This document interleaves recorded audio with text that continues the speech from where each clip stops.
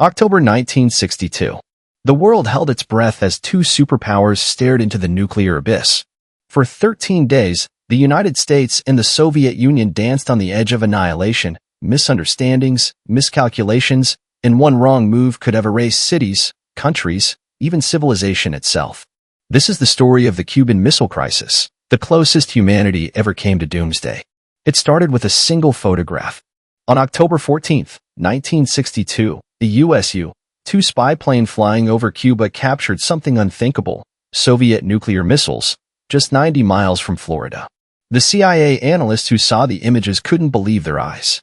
These weren't just defensive weapons, they were medium-range ballistic missiles, capable of striking Washington, New York, and most of the eastern U.S. within minutes. Asterisk. When President Kennedy was shown the images, his face turned grim. Just weeks earlier, the Soviets had assured him they would never place offensive weapons in Cuba.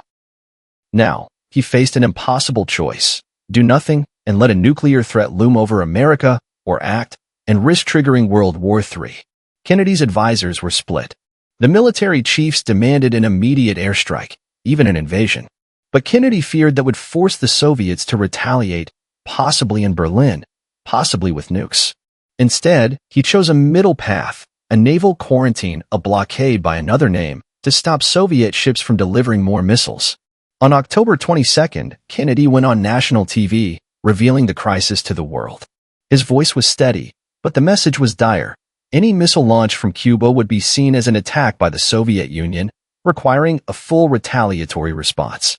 The U.S. military went to DEFCON 2, one step away from nuclear war. Then came October 27, Black Saturday.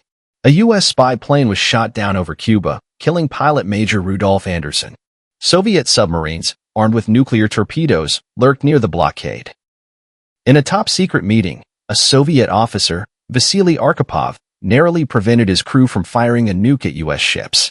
Meanwhile, Fidel Castro, furious and fearing invasion, urged Khrushchev to launch a first strike.